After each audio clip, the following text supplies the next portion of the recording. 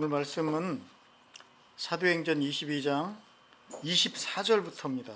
제가 아까 그렇게 말씀을 안 드렸었나요? 사도행전 22장 24절부터 30절까지 되겠습니다. 사도행전 22장 24절에서 30절까지 같이 읽겠습니다. 준비되셨나요? 네. 자, 우리 하나님 말씀 같이 읽겠습니다. 그때 천부장이 바울을 병영 안으로 끌어들이라고 명령하였다. 그리고 그는 유대 사람들이 바울에게 이렇게 소리를 지르는 이유를 알아내려고 바울을 채찍질하면서 캐물어 보라고 하였다. 그들이 채찍질을 하려고 바울을 눕혔을 때 바울은 거기에 서 있는 백부장에게 로마 시민을 유죄 판결도 내리지 않고 매질하는 법이 어디에 있소? 하고 말하였다. 백부장이 이 말을 듣고 천부장에게로 가서 어떻게 하시렵니까? 이 사람은 로마 시민입니다. 하고 알렸다.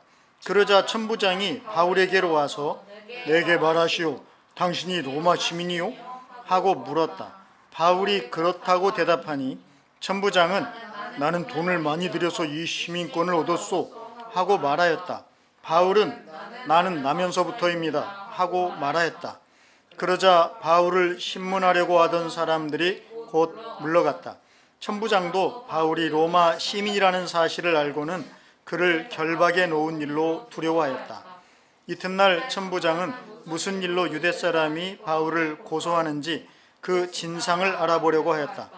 그래서 그는 바울의 결박을 풀어주고 명령을 내려서 대제사장들과 온 의회를 모이게 하였다. 그리고 그는 바울을 데리고 내려가서 그들 앞에 세웠다. 아멘. 네, 오늘 우리 사랑하는 우리 하나님 말씀 사도행전 22장 몇 절이죠? 네, 24절에서 30절까지예요. 이 말씀을 가지고 제목은 바울은 다 계획이 있구나, 그런 제목으로 말씀을 나누려고 합니다. 왜 웃으십니까? 근데 저도 물론 잠깐 웃음이 나왔는데 기생충 하면 뭐가 떠오르죠? 좀 그렇게 아직도 더럽다라고 생각하는 분이 계시는데 많은 국민들은 아마 같은 이름의 영화를 떠올리지 않을까요? 그렇죠? 그 기생충 영화가 세계적으로 유명한 영화가 된 거 아시죠? 모르시는 분들은 아직도 기생충 하면 지저분하다, 더럽다 막 이렇게 생각할 수도 있어요. 저 이해합니다. 우리도 예전엔 그랬어요. 기생충에 대한 그런 에피소드들이 많습니다. 우리 나이 정도 되신 분들은. 네. 근데 이제 기생충에 대한 생각을 이렇게 바꿀 수 있도록 영화가 워낙 유명해졌어요. 근데 여러분, 그 기생충 영화에서 좀 인상적인 장면? 이런 장면들이 꽤 있었죠. 그러니까 잘된 영화는 제가 볼 때 좋은 장면들도 많이 있는 것 같아요. 여러분 혹시 그 중에서 그런 장면 생각나나요? 아들이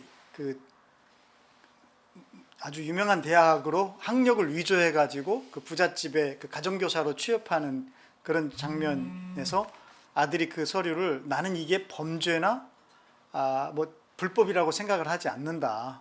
왜냐하면 내가 이 대학에 들어갈 거니까, 이렇게 말을 하죠. 그 말에 여기 이제 주인공이었던 그 배우가 뭐라고 이렇게 받아치죠? 너는 다 계획이 있었구나, 이렇게 얘기를 합니다. 사실 그 대사를 이렇게 할 때만 해도 아마 이렇게 이 말이 인구에 회자되고 그럴 줄 알았을까 싶어요. 근데 왜 사람들이 그 말에 그렇게 환호인지는 몰라도 그렇게 이렇게 그런 관심을 보였을까요? 왜 그럴까요? 여러분들은 왜 그 말을 들으면 뭔가 어떤 반응이 옵니까? 저는 이상하게 묘한 뭔지 표현은 잘 안 되지만 뭔가 재미있으면서도 그러면서 뭔가 어떤 부분이 좀 후련한 느낌도 있고 좀 좌우지간 좀 복잡 미묘한 그런 마음들이 들었습니다. 사실 이 세상에서는 계획이라는 것이 사람을 이렇게 나누는 어떤 기준선이 되는 것도 같아요. 가만히 생각해 보면. 그래서 되게 힘이 좀 있는 사람들은 어때요? 계획을 가지고 있는 사람들, 그죠? 계획을 세우는 사람들이 되게 그러잖아요. 그리고 그러지 않은 사람들은 계획 당하는 사람들, 그 계획의 어떤 소모품처럼 들어가는. 아마 그래서 그 영화에서도 사실 두 큰 그 잘 사는 가정과 그렇지 못한 거의 모든 가족이 백수 상태인 그런 가족이 나오잖아요. 그런데 그 가족의 가장이 계획이라는 말을 했을 때 이 사람들이 거기서 오는 그 말 자체에서 오는 그 함축된 어떤 것들이 막 이렇게 복합적인 어떤 작용들을 막 일으켰던 것 같아요. 각자의 삶에 견주어 보기도 하고. 그러니까 잘 만든 영화는 그런 거예요. 많이 상상하게 하고 그리고 자기의 어떤 것들을 돌아보게 하는 그런 참 아주 그런 것 같습니다. 그런데 오늘 제가 이 말씀을 읽으면서 오늘 그 본문 말씀을 읽으면서 갑자기 그런 생각이 들었어요. 바울은 다 계획이 있구나. 왜 그러냐면 사실 바울은 이제 수만 명이 자기를 막 죽이려고 붙잡고 때리고 막 그랬잖아요. 그래서 그 천부장, 로마의 천부장이 구해주지 않았으면은 바울은 뭐 정말 굉장히 어려운, 아니 아주 죽을지 모르는, 제가 좀 고상한 말을 골라서 하려다 보니까 이게 말이 잘 안 나옵니다. 그냥 쉽게 얘기하면 되는데 뒤질지도 모르는 이렇게 얘기해야 되는데 아유 죄송합니다. 그래서 그랬죠 바울은. 그런데 이제 이 사람들이 이제 바울이 끌려가면서도 내가 저 사람들에게 한마디 하고 싶습니다. 허락을 구해서 그 유대인들, 제가 보기에는 한 막 수만 명 모였을 것 같아요. 엄청나게 많은 사람들이 모였잖아요. 그 사람들에게 바울이 연설을 합니다. 첫 마디가 뭐였죠? 나는 유대인입니다. 이렇게 나왔거든요. 그런데 오늘 본문에서 이제 바울을 그 사람들에게서 빼내가지고 이렇게 많은 사람들이 어때요? 치안을 담당하는 이 천부장의 입장에서는 볼 때 이렇게 많은 사람들이 한 사람을 죽이려고 했다. 그럼 이 사람은 틀림없이 엄청난 뭔가를 잘못한 거야. 그죠?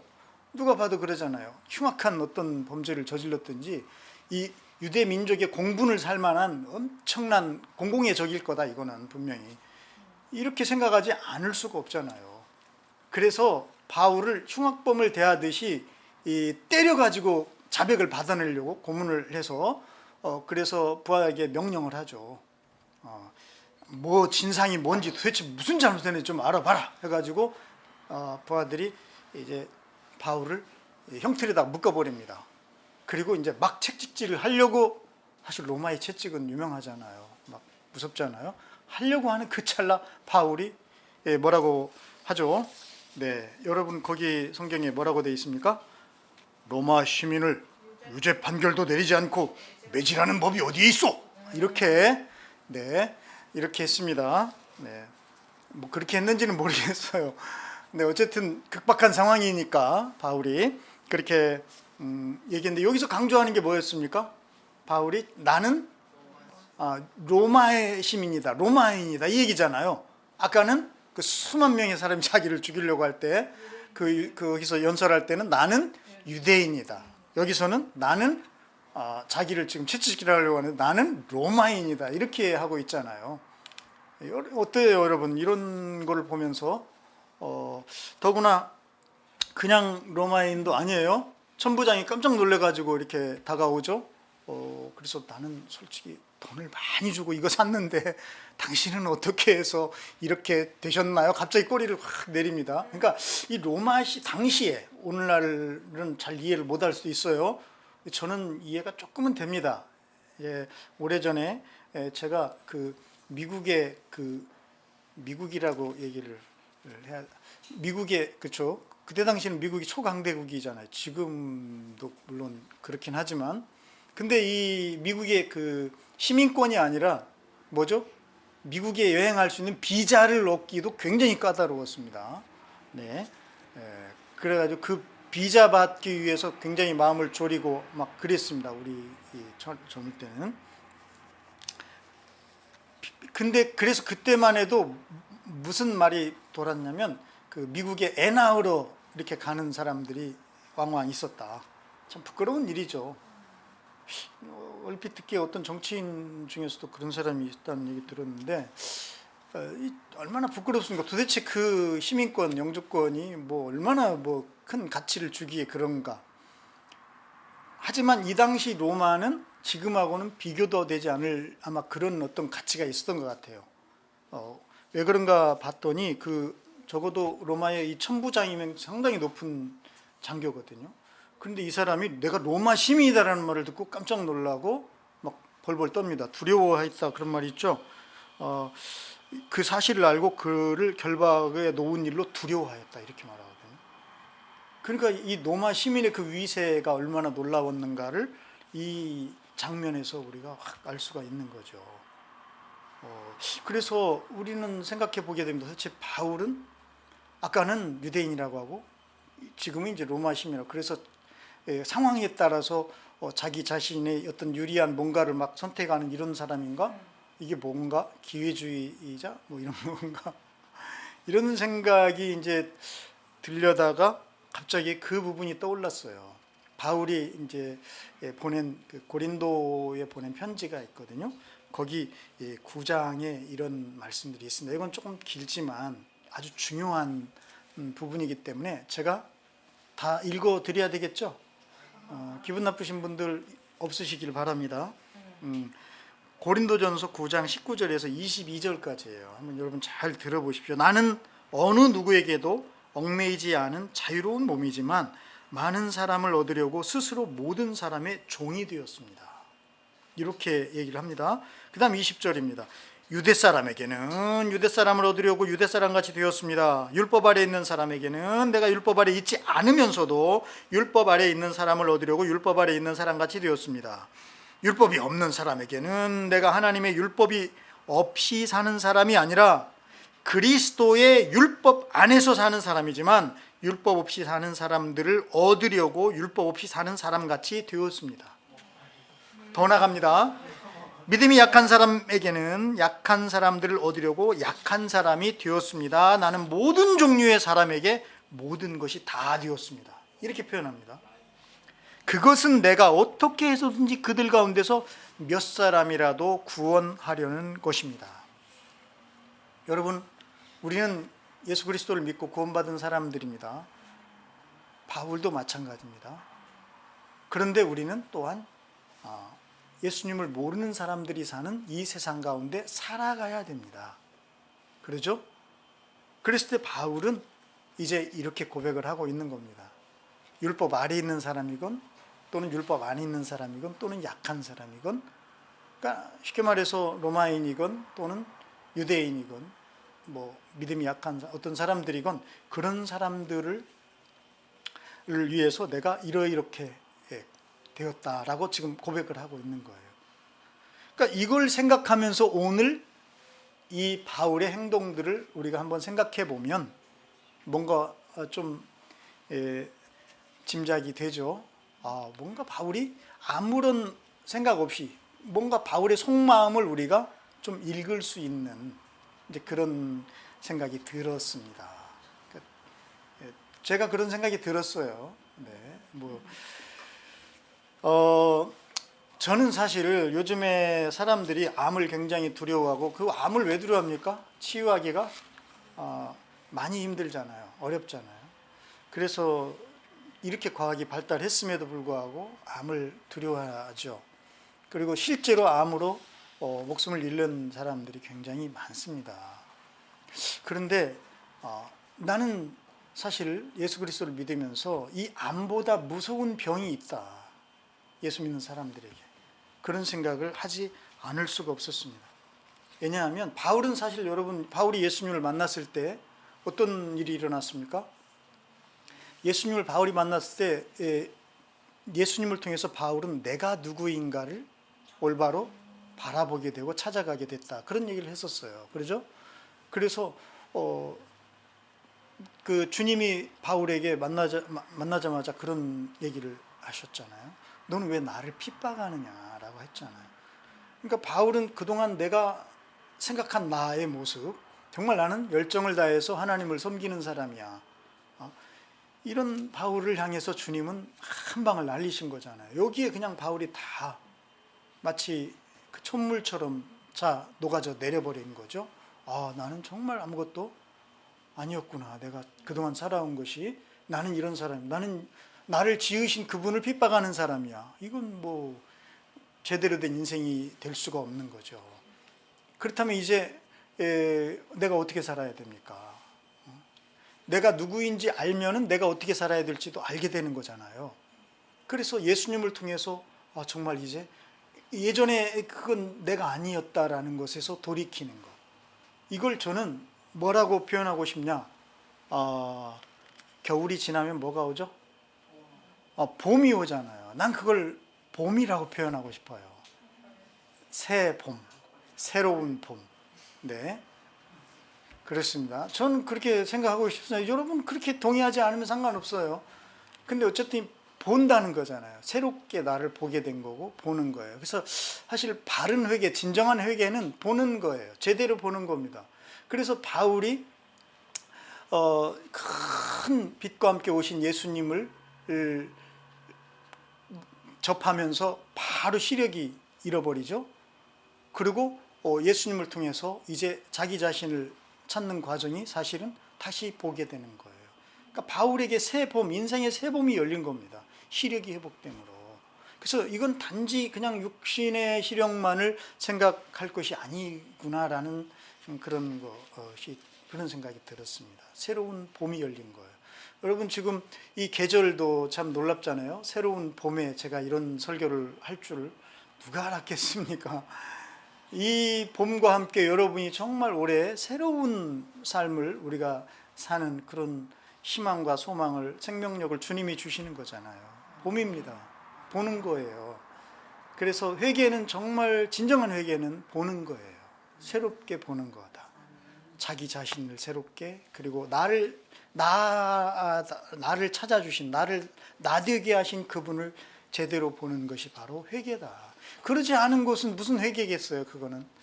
그죠? 회개라는 건 돌이키는 거잖아요. 돌아서야 되잖아요. 내가 여전히 그 길을 가면서 뭐가 회개입니까, 그게? 아닌 거죠.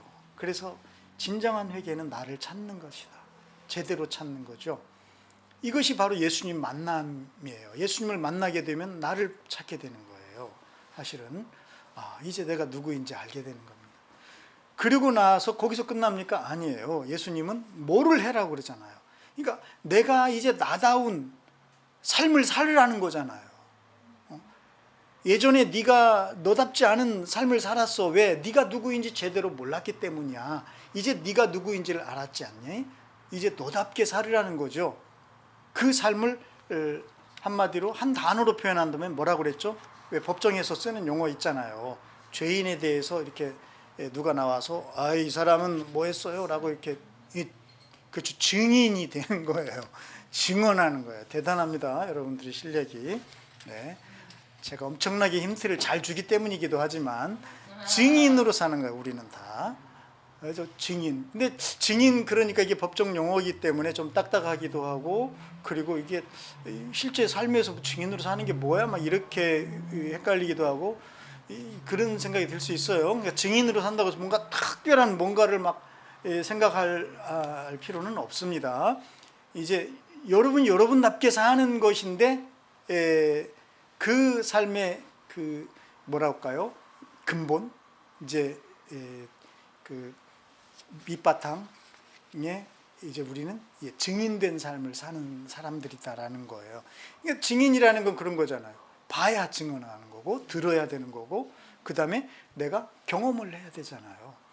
그러면 우리가 증인해야 될 분이 누굽니까? 예수님이잖아요. 그러면 예수님에 대해서 실제 예수님이 살아계신 예수님과 우리가 날마다 동행하는 그런 삶을 살아내지 않고는 증인의 삶을 살 수가 없는 거예요. 그러니까 우리가 우리답게 사는 길은 결국 살아계신 예수님과 날마다 함께하고 동행하는 수밖에 없는 겁니다. 이건 동행하는 수밖에 없는 게 아니라 그런 영광을 우리가 이제 얻게 된 사람들이고 그렇게 영광스러운 삶을 살게 된 거죠. 그 증인의 삶은 어마어마하게 영광스러운 삶이에요. 이것을 이제 종교적인 용어로는 성령 충만이라고 하는 겁니다. 이해가 되십니까? 굉장히 어려운 얘기를 제가 아주 쉽게 설명했기 때문에 여러분 모두 알아듣는 것 같기도 합니다. 제발 그렇게 되시기를 바랍니다. 네, 성령 충만은 바로 그런 관계 속에서 되어지는 겁니다. 이제 그렇게 돼서 우리 예수님께서도 성령을 이제 주시면서 성령을 받으면 우리가 온천에 다니며 주님의 증인이 되는 거잖아요. 네, 그렇게 얘기를 하신 겁니다. 이제 이렇게 연결이 다 됩니다. 그렇게 해서 결국은 바울이 자기가 지금 엄청난 위기가 됐잖아요. 자기를 죽이려고 수만 명이 막 떼거지로 몰려들고 있고 심지어는 지금 로마에 체포돼서 막 채찍질 당할 고문당할 위기에 있고 막 이런 상황 속에서도 바울은 그 이제 일반인들이 보기에는 황홀경에 빠진 이야기를 하고 있는 겁니다. 황홀경. 그러니까 이것은 세상 사람들이 볼 때는 합리적인 사고 방식으로는 도저히 이게 이해가 잘 안 되는 거예요. 아니 엄청나게 지금 위기에 내가 몰렸으면은 정말 이 위기를 타파하기 위해서 이 세상 사람들이 알아들을 수 있도록 논리적으로 뭔가를 이렇게 증명해내고 이래야 되잖아요. 그런데 바울은 그런 거 다 무시하는 듯이 자기가 그 황홀경에 빠졌던 그런 이야기들을 한 차례 두 차례 막 얘기를 하는 겁니다. 그럼 뭘 말하는 겁니까? 이제 바울이 볼 때는 이 새롭게 이제 구원받고 새롭게 보게 된 바울이 볼 때는 정말 이 세상에 살면서 중요한 게 뭐다, 죽음보다 더 중요한 게 이거다라는 것이잖아요. 그게 뭐였습니까? 그게 바로 큰 빛 가운데 만난 예수님 이야기, 그리고 그 예수님으로 자기가 살아가는 이야기. 그게 바로 예루살렘에서 황홀경에 빠져서 그분과 기도로 막 대화하는 그 장면. 여러분, 예수님을 만난 것과 함께 그 다음에 예수님과 함께 살아가는 게 이게 중요한 것이다라는 것을 바울이 그 죽음의 위협 가운데서 이 두 황홀경을 우리에게 들려줌으로 우리는 알게 되는 거예요. 아, 정말 깨닫게 되는 겁니다. 정말 놀랍구나. 이런 거였구나. 이제 여러분 다 이해가 되죠? 근데 문제가 그거예요. 나는 이게 병이라고 생각합니다. 우리는 말씀을 듣고 하면 다 알아들어요. 굉장히 똑똑합니다. 스마트합니다. 스마트폰을 만든 것은 사람이에요. AI가 만든 게 아니잖아요. 그만큼 사람 다 스마트해요. 주님을 닮아서 스마트한데 너무 영리하니까 이 인간들이 세상에 나가서는 이렇게 깨달은 대로 어때요? 살아냅니까?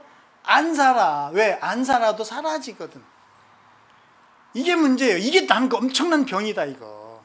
우리는 이제 새로운 걸 보게 되었고, 그리고 이제 예수님과 함께 살아갈 수 있는 그런 어마어마한 자격을 얻게 되었고 그런 영광 중에 있는 사람들인데 세상에서는 그렇게 안 사는 거예요. 여러분 이런 병을 생각해요. 난 이게 암보다 더 무서운 병이다. 이건 엄청나게 무서운 병이에요. 이건 왜 무섭냐면 이 병이 그래서 무섭잖아요. 조용히, 그죠? 소리 없이 찾아와 가지고 이게 병인지 발견되는 그 순간에 이미 손을 쓸 수가 없어. 이건 무서운 거잖아요.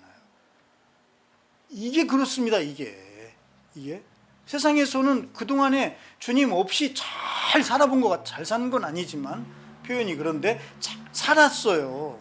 살아낸 거예요.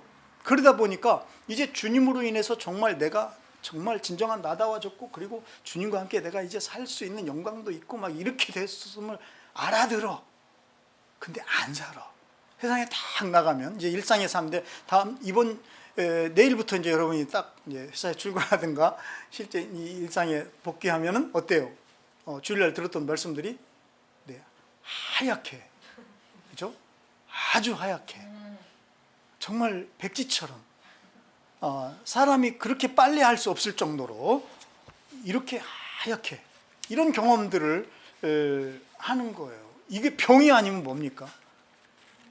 바울은 목숨이 위태로운 순간에도 얘기한 그 얘기를 우리는 하얗게 잊어버리고 그 세상 가운데 우리는 살고 있는 거예요. 그냥 예수 만난 사람인데도, 예수 만났다는 그런 어떤 그 뭐라고 할까요? 그 주장만 가지고 그냥 그런 뭐 확신? 그래, 난 예수 만났어, 나는 예수 믿어, 어떤 그런 그 확신, 그것도 확신이라고 해야 되나요? 이런 것만 가지고 사는 겁니다. 그래서 나는 다른 사람들을 욕할 게 아니라 정말 이렇게 기독교인들이 욕을 먹고 하는 것은 이 병에 걸렸기 때문이다. 나를 포함해서. 정말 알아, 다 깨달았어요. 근데 안 살아. 이게 병이지 뭐야 이게. 이렇게 무서운, 암보다 무서운 병입니다. 이것은 어마어마하게 무서운 거예요. 진리를 알면서도 살아내지는 못해. 살아내지 않아. 아예 못하는 게 아니야. 사실은 안 하는 거야 이거는. 왜? 우리는 그렇게 할 수 있는 능력도 이제 얻은 거예요. 우리는 그런 사람들이 된 겁니다. 예수님이 제자들을 보낼 때 그냥 보내셨나요? 아니에요. 적어도 두 가지 능력을 주셨어요. 하나는 질병을 고치는 능력을 주셨고, 그리고 마귀를, 이 귀신을 쫓아내는 능력을 주셨습니다. 그러니까 질병이라는 건 육체의 병이라면 귀신이라는 건 마음의 병이잖아요. 그러니까 마음과 육체는 사실 하나입니다. 이거 떨어져 있지 않습니다. 근데 마음과 육체가 왜 이렇게 병이 걸리고 고장이 납니까? 그것은 하나님을 저버려서 그렇게 된 거잖아요. 하나님 나라에서 내가 추방돼 버린 거잖아요. 그래서 세상 나라에서는 마음과 육체가 병이 들 수밖에 없는 겁니다. 아니 그러면 예수님의 제자는 당연히 이것을 고쳐야 되겠죠. 당연히. 이제 하나님 나라의 백성이 되었기 때문에 하나님 나라의 백성은 당연히 육체와 마음의 그 아픈 것들을, 그 고장난 것들을 고침을 받는 게 당연한 겁니다. 그래서 제자들은 이렇게 할 수 있는 능력을 가지고 주님이 보내신 거예요. 예수 그리스도를 믿을 때 그런 주님이 우리 가운데 거하심에도 불구하고 우리는 어떻습니까? 세상에 나갈 때는 정말 하얗게 그런 것들을 다 아주 한번 보십시다. 뭐 다른 분들은 어떨지 모르겠어요. 저조차도 일상에서 정말 오랫동안 이 병에 걸렸습니다. 주일날은 열심히 설교하고 설교 준비할 때도 열심히 설교 준비하고 이렇지만 실제 삶, 일상의 삶 가운데서는 뭐 그 일에 빠져서 그런 일 수도 있고 어쨌든 여력이 없어요. 내가 깨달은 어떤 그런 내가 만난 그 예수님 그리고 그분의 그 말씀에 대해서 내가 어떻게 살아야 될 것인가도 내가 알면서도 그렇게 사는 것에 대한 생각할 여력도 없는 거예요. 이건 병이었구나. 여러분 이 시간에 그게 질병이라고 깨닫기를 바랍니다. 그거는 뭐 그럴 수 있지, 그래 그럴 수 있지 병이야 그러면. 이거 굉장히 심각한 병입니다. 하지만 여러분 어떻습니까? 바울은요 예수 그리스도를 만나거나 지금 이 자리에 서기까지 어떻게 했죠? 그 예수님의 그 말씀대로, 그죠? 예수님을 만나서 자기를 찾게 되고, 그리고 예수님 이제 이렇게 살아야 된다, 너에게 걸맞는 삶을 살아야 된다라고 했을 때 그는 제가 볼 때 한 10년이 넘는, 그죠? 정말 1차, 2차, 3차의 전도 여행을 우리가 알고 있잖아요. 그러니까 이걸 바울은 특별한 선교사니까 전도 여행을 하고 그렇게 살았지요라고 생각하지 마시고, 그러니까 바울은 바울의 삶을 산 거예요. 예수님 만나고 나서 이 예수님 만난 사람으로서 바울의 삶을 산 거예요. 우리도 다 우리 예수님 만나고 우리의 삶을 살고 있는 거잖아요. 근데 바울은 놀랍게도 그 병으로부터 자유한 삶을 살았습니다. 어떻게 그럴 수 있었을까? 비결은 한 가지밖에 없습니다. 주님이 가르쳐 주셨잖아요. 보혜사 성령이, 진리의 성령이 너희 가운데 계신다. 그래서 예수님께서 제자들에게 기다리라고 하시고 누가복음 말미에 보면 그렇잖아요. 위로부터 그분이 오실 때까지 기다려야 된다. 성령님인 거예요. 성령님. 그래서 저는 그 두 번째 질병이 바로 그 부분이다. 바울의 시력이 회복되고 그 다음에 바울을 성령 충만케 하시려고 아나니아를 만나게 하셨잖아요. 하나님께서. 두 번째 질병은 성령을 감각하지 못하는 병이에요. 난 이건 앞에 거보다 더 심각할 수 있다는 생각이 듭니다. 성령을 감각하지 못해요. 그러니까 이게 왜 자꾸 이렇게 되냐면 성령님이 없이 우리는 살아본 거예요. 이게 무서운 거야. 다 그런 왕년들이 있기 때문에 우리 왕년에 빠져 살잖아요, 다들. 그러니까 이제 지금 성령님과 함께 우리는 살아가는 정말 놀라운 존재들이거든요. 사실 바울의 그런 전도 여행 1차, 2차, 3차 우리는 다 따라 다녀봤습니다. 어때요, 바울? 굉장히 힘든 일이 많았죠. 아우, 이렇게 힘들면 난 안 될 것 같아요. 이런 마음이 들 정도로. 그런데도 바울은 지금 이 순간 자기의 목숨조차도 나는 그분을 위해서 내 바칠 겁니다 하고 성령에 충만하여서 딱 여기 서 있잖아요. 어떻게 이럴 수가 있습니까? 그렇습니다. 다른 거 하나도 없어요. 천지를 창조하신 그분의 영에 사로잡혀 그분의 영과 그분과 함께 사는 삶은요, 우리가 상상할 수 없는, 정말 이 세상에서는 경험할 수 없는 그런 영광과 행복이 있음을 바울은 우리에게 보여주는 거예요. 증거하는 겁니다. 그 증인이에요. 예수의 증인이잖아요. 예수의 증인이니까 맨날 핍박받는 예수의 증인인가요? 영광스러운 예수예요. 영광스러운 예수. 이거 여러분 우리가 착각하고 있는 겁니다. 우리는 그분의 증인인 겁니다. 영광 받으신 예수, 부활하신 예수. 지금도 영광 가운데 창조주 하나님으로 온 세상을 다스리시는 그분의 증인인 거예요. 이거 얼마나 영광스러워요. 아무나 취할 수 있는 게 아니잖아요. 우리는 바로 그런 사람들인 거예요. 그런 삶을 살게끔 주님 우리를 구원하신 겁니다. 이것을 감각하지 못한다면, 이렇게 와 계신 이 성령님, 우리 주님을 우리가 감각하지 못한다면 이건 암하고 비교할 수 없는, 이걸 병 아닌가요? 이 질병 아닙니까? 지금은 막 여러분들이 다 눈이 또릿또릿해가지고 나는 아니야, 아니라고 막 이러면서 저를 쳐다보고 계신 것 같은데, 그러나 일상의 삶으로 확 돌아가 버리잖아 그냥. 이거 어떻게 표현해야 되나? 근데 내가 자꾸 여러분이라고만 이렇게 얘기하니까 나는 안 그런 것처럼 그렇게 말하는 거 아니에요. 지금 사실은 제 가슴을 쥐어뜯으면서 얘기하는 겁니다. 나도 이런 병에 걸려있고 아직도 어떤 부분은 온전히 회복되지도 않은 것 같다는 생각이 들어요. 하지만 우리는 알고는 있어야 돼요. 우리는 정말 성령을 감각하지 못하는 거였구나. 우리 가운데, 우리 안에 와 계신 분인데도 나는 이분을 제대로 대접해드리지 못했구나. 이거 얼마나 큰 질병입니까 이게. 여러분, 권위 주의는 잘못됐습니다. 그죠? 그러나 권위 자체를 무시하는 것은 하나님의 뜻이 아닙니다. 그렇잖아요. 그건 질서를 파괴하는 거예요. 하나님이 우습습니까, 여러분? 이거는 아니잖아요. 정말 우리 안에 와 계신 이 성령님을 우리가 정말 인정해드리지 못하는 것은 심각한 병이잖아요. 이러면 안 됩니다, 여러분.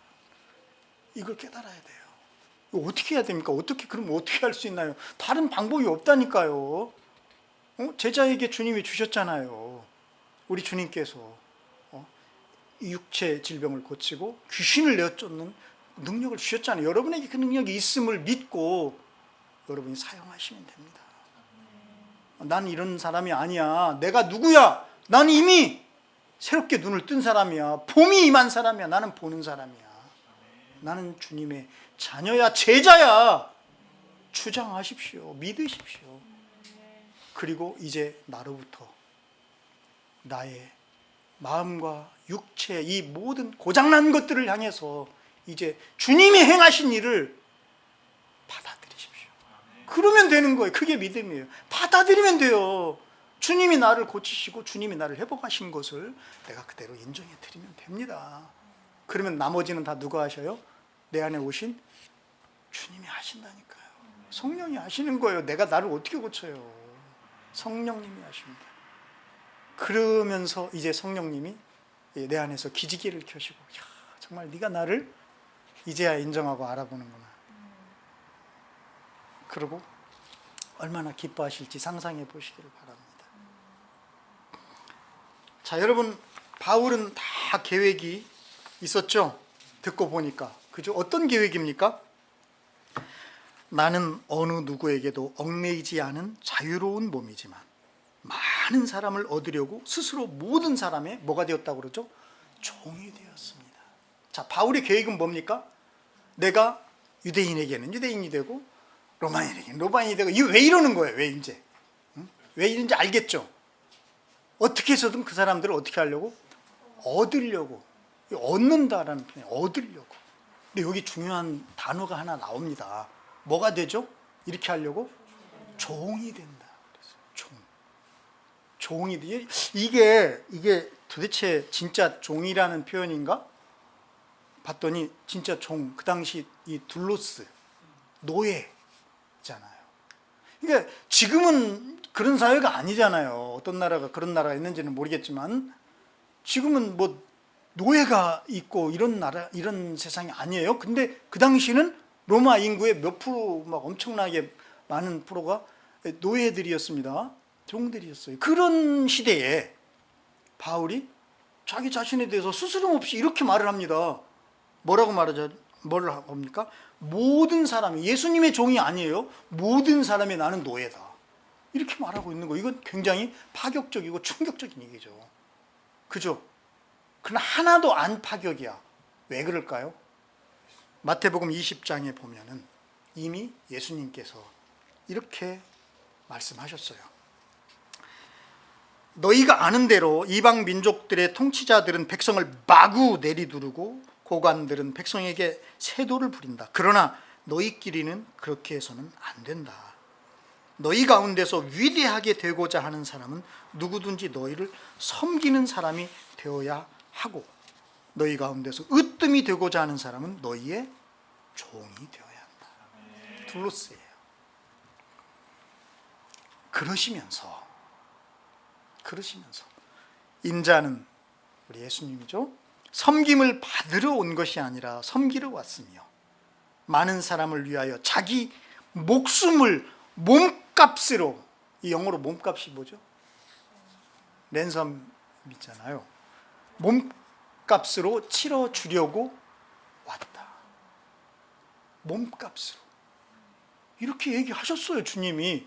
그러시고 주님이 직접 종이란 뭔가, 섬긴다는 뭔가를 그 최후의 만찬이라고 알려진 그 밤에, 그죠? 그 만찬을 하시는 도중에 벌떡 일어나셔가지고 보여주셨어요. 우리 다 알죠? 어떤 걸 보여주셨죠? 종은 이러는 거다라는 거. 선생이 제자의 발을 씻어주셨잖아요. 더 기가 막힌 건 그 중에는 누구의 발도 있었습니까? 예수님을 배반한 유다의 발도 거기 포함돼서 유다 제거하고 시키신 게 아니라니까요. 이렇게 하셨어요. 그러면서 예수님이 내가 이렇게 했으니까 너희도 어떻게 해라? 이렇게 해라. 아니, 뭐 어려워요?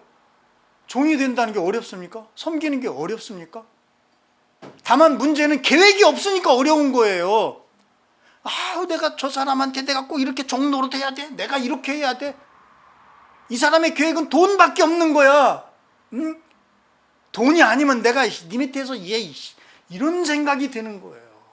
하지만 우리는 그런 사람들이 아니라니까요. 여러분, 하나님의 나라는 으뜸, 통치자의 정의가 달라진 나라입니다. 으뜸의 정의, 통치자의 정의가 달라요. 하나님의 나라는 어떤 사람입니까? 섬기는 사람이 으뜸이고 통치자고, 그리고 종이 으뜸이고 통치자예요. 그러니까 우리는 잘못된 그 정의를 가지고 지금 살고 있는 겁니다. 여전히 이 병이지 치고 안 된 거지. 여전히 그 세상의 병에 걸린 겁니다. 그래서 이 그 병이 가장 쉽게 나타나는 모습이 뭐냐면 부러워하는 거야. 부러워하는 거야. 자꾸만 다른 사람을 의식하고 다른 사람을 부러워해. 이게 아주 질병의 심각한 증상. 이런 거 여러분들에게 자꾸 나타나면 아, 내 병이 심하구나, 이거 느끼면 돼요.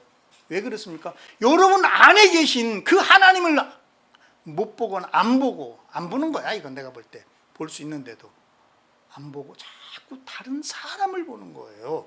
그래서 부럽고, 그래서 자꾸 내가 왜소해지고 왜 왜소해져? 우리 안에 천하를 다스리시는 그분이 계시는데 난 이런 사람인데 왜 왜소해지고, 왜 우리가 이게 쭈그러들어서 그렇게 삽니까?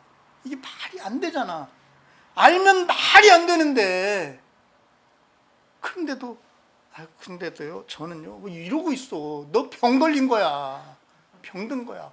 그래서 우리 주님이 질병을 치유하고 마음을 고칠 수 있도록 제자들에게 능력을 주신 겁니다. 이것을 하면 살아야 되는 거예요. 바울은 그렇게 살다가 지금 여기 온 겁니다.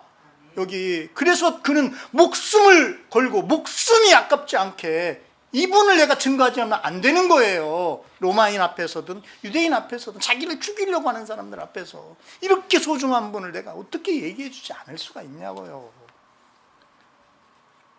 저도 오랫동안 그런 병에 걸려서 정말 다른 사람 목회하는 것도 굉장히 시기하고 막 이런 적도 있기 때문에 너무나 저도 사실 할 말이 없어요. 근데 목사가 말을 해야 되잖아. 그래도 이게 참 직업병이야. 이것도 얘기를 해야 여러분도 같이 깨닫고 그렇잖아요. 제발 우리가 이제 깨달아야 됩니다. 이건 병이에요. 암보다 무서운 병이 있다는 거 꼭 여러분 명심하십시오. 알면서 행동하지 않는 것. 더 무서운 것은 성령을 감각하지 않는 이 무서운 병. 우리 안에 그 천하를 다스리시는 이분이 계심에도 이분을 바라보지 않고 다른 사람을 바라보면서 괜히 이상한 생각하고 이상하게 쫄아들고 주눅들고, 이거 엄청난 병이다. 제발 우리가 이러면 안 된다. 우리는 다 뭐가 있는 사람들이에요? 계획이 있는 사람들이에요. 우리는 다. 여러분 다 계획이 있는 사람들이야. 우리 이제 계획을 가진 사람이 된 거예요. 그래서 우리는 이제 정말 으뜸의 인생, 우리는 통치하는 인생을 사는 사람들이 된 겁니다. 다만 세상 사람들이 생각하는 그런 통치가 아니고 그런 으뜸이 아니에요. 우리의 계획은 섬기고 종이 되어서 어떻게 해서라도 이제 그분을 우리처럼 그분에게로 단 한 사람이라도 얻으려는 거예요. 구원하려는 겁니다. 여러분 이 말씀에 동의합니까? 주님이 여러분을 그와 같은 인생으로 인도해 주시기를 간절히 축원합니다. 기도하겠습니다. 주님, 정말 바울은 다 계획이 있었습니다. 그러나 그 계획은 주님을 만날 때 우리 주님으로 인하여 내가 진정 회복되고 제대로 보게 되었을 때, 그래서 이제 내가 어떻게 살아야 될 것인가를 우리 주님이 말씀해 주셨을 때 우리는 알게 되었던 바로 그 계획이, 그렇게 살아보지 않았던 그 세상에서의 삶 때문에 다시 또 돌아가면 원수에게 속아서 주님을 감각하지 못하고 진리대로 살지 못했던 이 질병을 주님 오늘 주님 앞에 내려놓겠사오니 우리를 새롭게 하여 주시옵시고, 나는 할 수 없으니 주님 나를 도와주셔서 이제 기는 것부터 걷는 것부터 뛰는 것부터 우리 주님의 인도하심을 받아서 나아갈 수 있도록 도와주시옵소서. 우리 주 예수 그리스도의 이름으로 기도합니다. 아멘.